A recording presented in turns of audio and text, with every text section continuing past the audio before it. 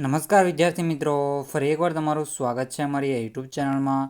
તો મિત્રો, આજે આપણે વિડીયોમાં શું જોવાના છીએ? તો આજે આપણે વિડીયોમાં આઈએમપી મોડલ પેપર જોવાના છીએ. ગણિત વિષયનું રહેશે અને ધોરણ રહેશે આપણું ધોરણ 10નું આ ગણિતનું પેપર રહેવાનું છે. બેઝિકનું પેપર રહેશે.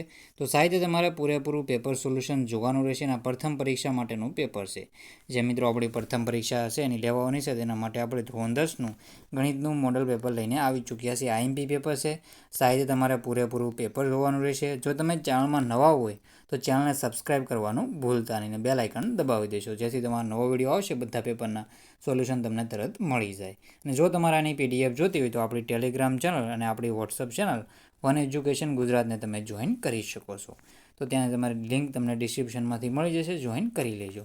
તો આપણે સોલ્યુશન સ્ટાર્ટ કરી દઈએ. વિભાગ એ છે, સૂચના મુજબ જવાબ આપો. પ્રશ્ન ક્રમાંક 1 થી 24 પ્રત્યેકનો 1 ગુણ. નીચે આપેલા બહુવિકલ્પી જવાબવાળા પ્રશ્નો માટે સાચા વિકલ્પનો ક્રમ અને જવાબ લખો. પ્રશ્ન 1 થી 6. જો પહેલું છે, જો સમીકરણ યુગ્મ x - ky બરાબર 2 અને 3x + 2y બરાબર -5 ને અનન્ય ઉકેલ હોય તો ખાલી જગ્યા તો જવાબ શું આવશે? તો એમાં જવાબ આપણો આવશે બી. શું જવાબ આવશે? બી. તો જવાબ તમારા સાહિત્ય કરી લેવાનું છે. આ મોડલ પેપર છે, આઈએમપી પેપર છે, તમારે સોલ્યુશન કરતું રહેવાનું રહેશે આ સાથે સાથે.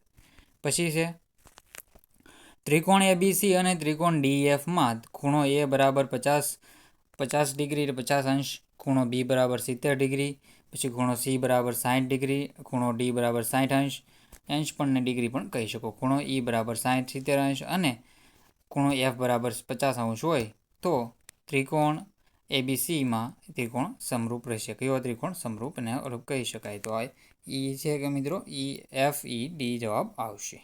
પછી છે આગળનો ક્વેશ્ચન, જો 2k + 1 13, 5k - 13, 3a કોઈ સમાંતર શ્રેણીના ક્રમિક પદો હોય તો k બરાબર કેટલા થશે? તો k બરાબર 4 થશે.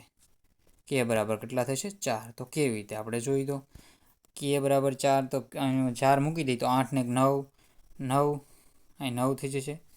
પછી અહીંયાથી 13 અને 5, જો પહેલાં અહીંયા 8, પછી અહીંયા 13, 5 ને 5 20, 20 - 17, 20 - 3 એટલે 17, તો 5 5 ને 4 4 ને એમ વધે છે.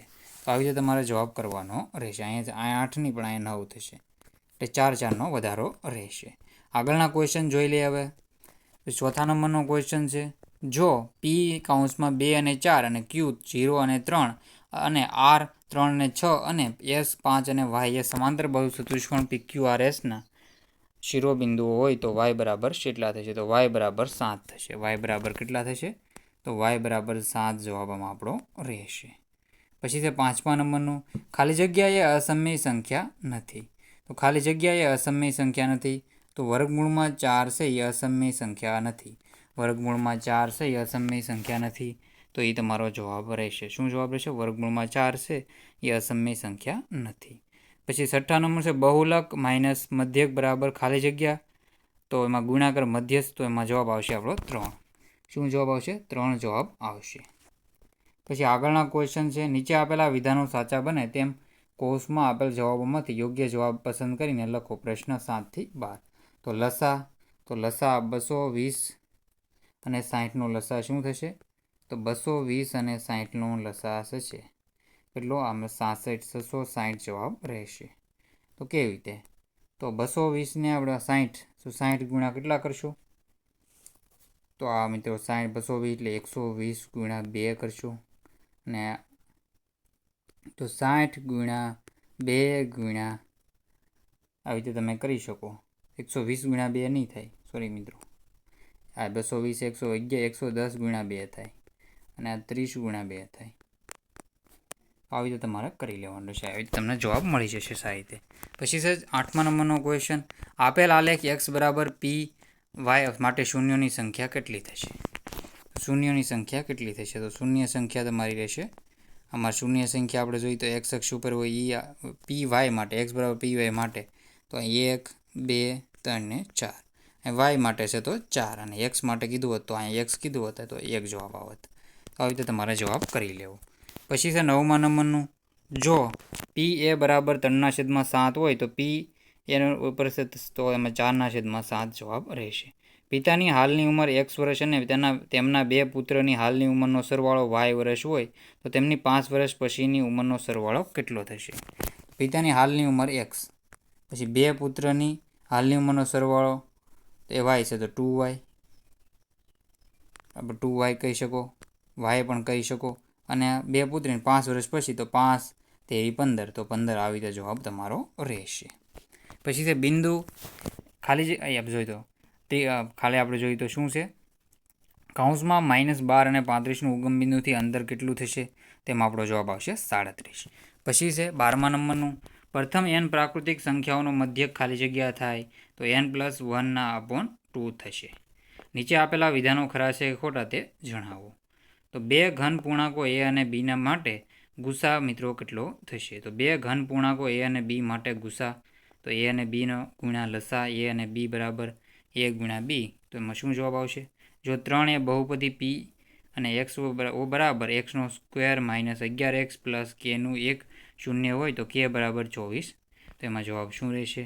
સમીકરણ 5x - 4y બરાબર 0નો આલેખ ઉગમ બિંદુમાંથી પસાર થતી રેખા છે. પછી છે બધી જ પ્રાથમિક ઘટનાઓનો સંભાવનાનો સરવાળો 1 થાય તો નીચેના પ્રશ્નોના એક વાક્ય, શબ્દ કે અંકમાં જવાબ આપો.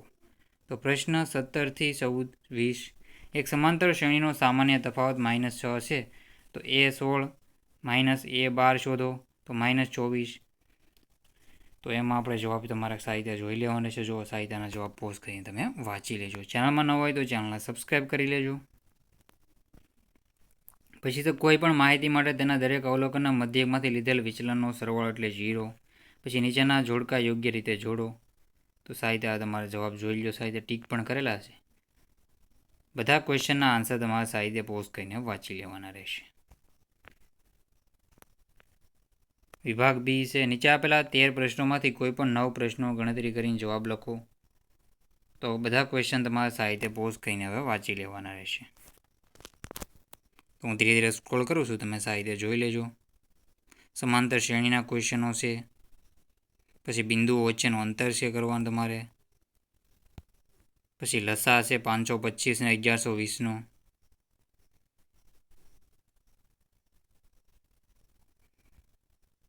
તો સાહિત્ય તમે આના જવાબ જોઈ લેજો.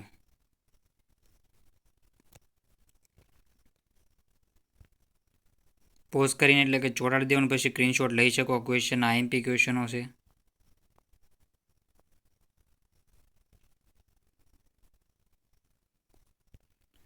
અને આપણે તમે જવાબ સાહિત્ય જોઈ લેજો. ચેનલમાં ન હોય તો ચેનલને સબસ્ક્રાઈબ કરવાનું ભૂલતા નહીં. 45મા નંબરનો ક્વેશ્ચન છે, આને પણ સાહિત્ય જોઈ લો. જો આવી રીતે એનો જવાબ 135.76 એકમ. પછી 47મા નંબરનો ક્વેશ્ચન છે, તો એનો જવાબ આવી રીતે જોઈ લો. પહેલો, બીજાનો, ત્રીજાનો જવાબ છે 5/17, 8/17 અને 13/17. વિભાગ ડી છે, તો સમપ્રમાણતાનું મૂળભૂત પ્રમેય લખો અને સાબિત કરો. પછી આ પણ ક્વેશ્ચન સાહિત્ય જોઈ લેજો. જવાબ આપી દીધા, ગણતરી તમારે કરી લેવાની રહેશે. આનો પણ તમે જવાબ જોઈ શકો. આ પણ ક્વેશ્ચન જોઈ લો સાહિત્ય. પાંદડાઓનો મધ્ય શોધો અને 50 અવલોકનો, આ પણ સારી રીતે જોઈ લેવું. અને ચેનલમાં ન હોય તો ચેનલને સબસ્ક્રાઈબ કરવાનું ભૂલતા નહીં. તો આ ક્વેશ્ચનના પણ તમે સાહિત્ય જવાબ જોઈ લેજો. તો મિત્રો, આ વિડીયોને એન્ડ કરીએ છીએ. જય હિન્દ, જય ભારત.